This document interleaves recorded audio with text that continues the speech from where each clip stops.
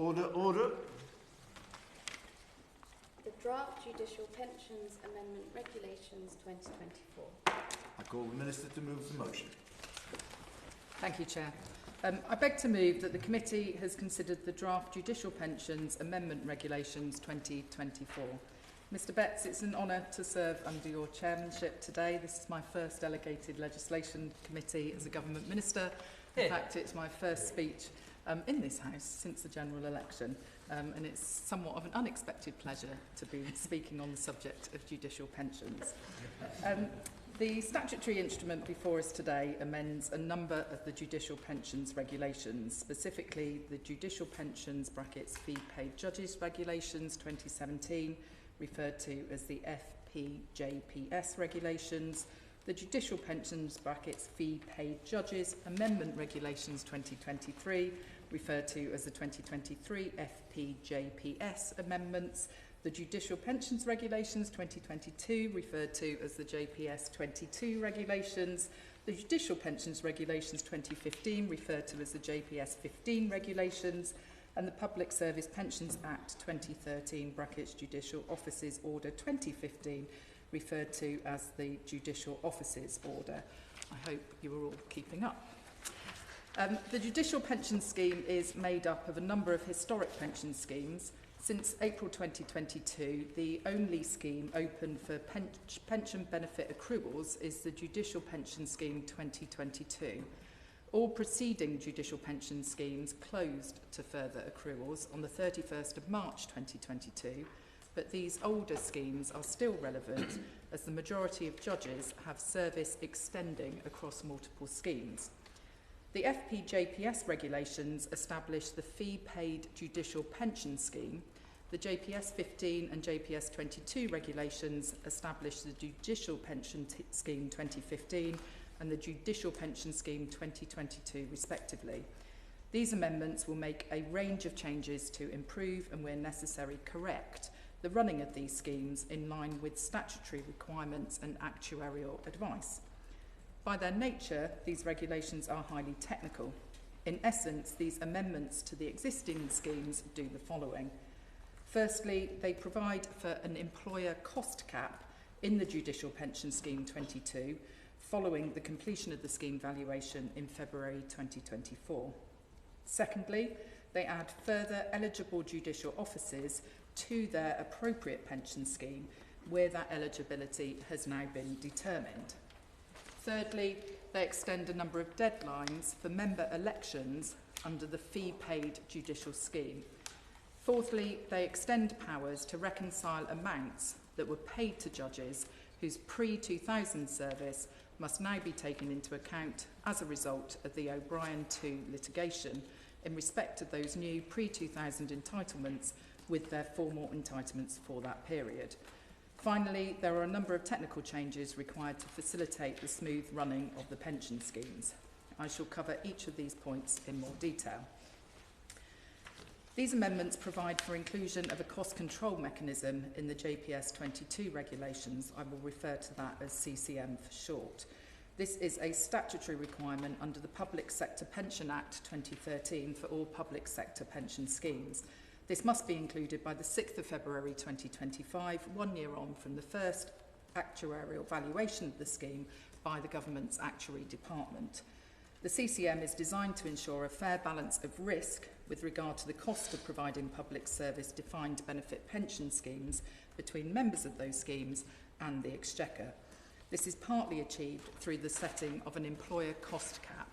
If, when the overall CCM is tested, costs have increased or decreased by more than a specified percentage of pensionable pay compared to the employer cost cap, member benefits and or member contributions in the relevant scheme are adjusted to bring costs back to target.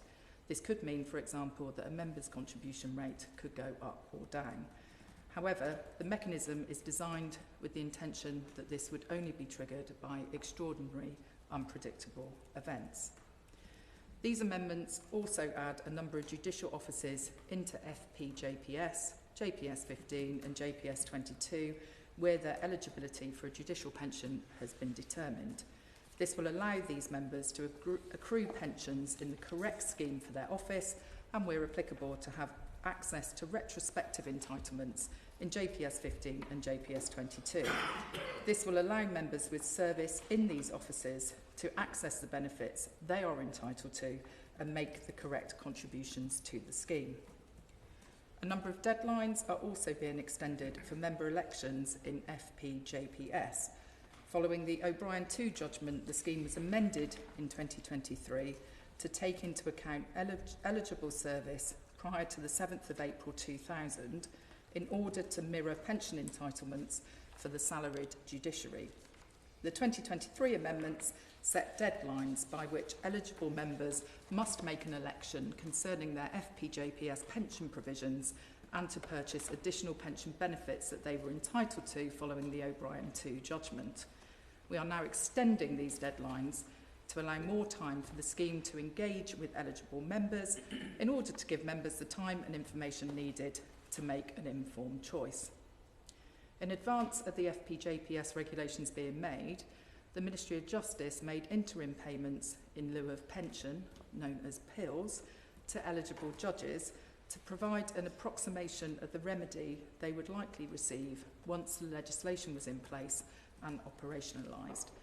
The regulations included a power to reconcile these payments with the actual amounts of pension owing. These powers allowed MOJ, once the regulations were in force, to either recover any excess PILs payments made or pay out further pension where PILs had been underpaid. Following the O'Brien 2 litigation, this power was extended by the 2023 FPJPS amendments to permit MOJ to reconcile PILs paid to judges in relation to their pre-2000 service with those amounts were paid before the 1st of April 2023, which was the date on which the 2023 FPJPS amendments came into force. However, exact pension entitlements could not be calculated immediately from the 1st of April 2023 due to operational constraints, so payments continue to be made on an approximated basis after that date, albeit they were paid as pension rather than PILs. Therefore, these amendment regulations extend the reconciliation powers to permit MOJ to continue to reconcile the approximated pension payments made to judges from the 1st of April 2023 in respect to their pre-2000 service. Finally, a number of further technical amendments to FPJPS and JPS 22 correct typographical errors and cross-references to ensure the regulations reflect the policy intention. Additionally, the FPJPS regulations included a voluntary fee-paid judicial added benefits scheme when it came into force. This was amended in 2023 to reflect the O'Brien 2 remedy. The scheme is highly technical, and in operationalising it, we have identified the need to amend this scheme again to simplify its structure, make some clarifications and corrections, and include updated actuarial factors for determining cost and conversion values for added units of benefit. This will allow the scheme to run more smoothly and better reflect the original intention to mirror the provisions available to relevant salaried comparators. Turning now to the consultation that we have undertaken on these amendments, the Ministry of Justice opened a consultation on these proposals on the 19th of February 24, which closed on the 14th of April. There were 6 responses. The responses were of a technical nature with no objections to the content of the amendments. On the 14th of October, the government response was published, setting out that no further changes to the amendments were needed to address the responses. Officials at the devolved administrations in Scotland, Northern Ireland and Wales have been kept apprised of the development of the amendment regulations, in particular in relation to the offices whose jurisdictions are in those countries, and their views have been reflected in the drafting. The Secretary of State for Scotland was also consulted. Subsequent to the consultation, MOJ identified the need for additional amendments, that is, to extend the reconciliation powers and to further extend certain deadlines. The Ministry of Justice engaged the senior judiciary on these matters, which also resulted in no objections to the amendments.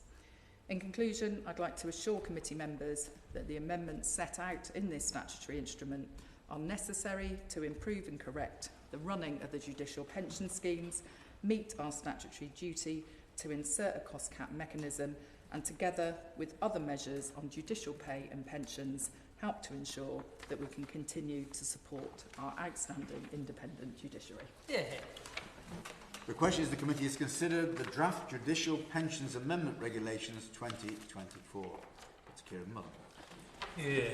Thank you, Mr. Beckton. It's a pleasure to serve under your chairmanship. And as the Minister explained, this is somewhat technical legislation. I don't intend to add anything but the minimum necessary time to which colleagues are required to be here. I know the Prime Minister is a particular fan of pensions law and is lucky enough to have his own one, but I don't think that he expects his colleagues to be equally enthusiastic about it.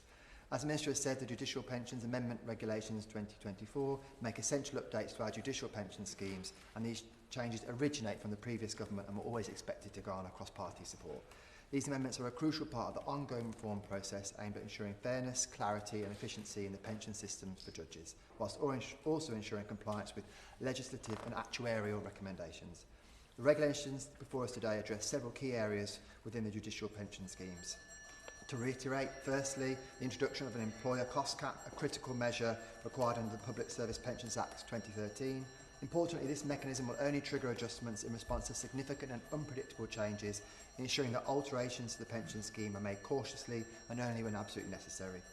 Secondly, the extension of eligibility for pension benefits to additional judicial offices within the FP-JPS. This ensures that judges in newly clarified or newly created judicial roles can now access pension benefits in a way that properly reflects their service. The regulations also address a complex issue regarding the transfer of service between different pension schemes and ensuring judges receive their full and correct pension entitlements. These amendments also extend the deadlines for member elections within the FP-JPS. The additional time provided will allow judges to make informed choices about their pension options, ensuring that no one is rushed into a decision without understanding the full implications. There are other further measures that I need not repeat that the Minister has outlined. So in conclusion, the Judicial Pensions Amendment Regulations 2024 represent a significant step forward in the reform of judicial pensions. The judiciary plays an absolutely vital role in the function of our justice system, and it's imperative that we continue to support and incentivise talented individuals to join and remain within the judiciary. These amendments will ensure that our pension system remains attractive, fair and sustainable, offering security to judges in their retirement whilst also protecting taxpayers. I'm conscious of my pledge to be brief, so I can confirm that we support these changes and have nothing further to add. Thank you. Thank you, Chair. I'm very grateful to the Shadow Spokesperson for both his support and his brevity, and I'm sure all members of the committee would endorse that comment. And so with that, Mr Betts, I hope you agree that this statutory instrument is necessary, and therefore I commend this draft instrument to the House. The question is the committee has considered the draft Judicial Pension Amendment Regulations 2024. So many that may say aye. Aye. Contrary, no. I think the ayes have it. The ayes have it. Order. Committee Room 11.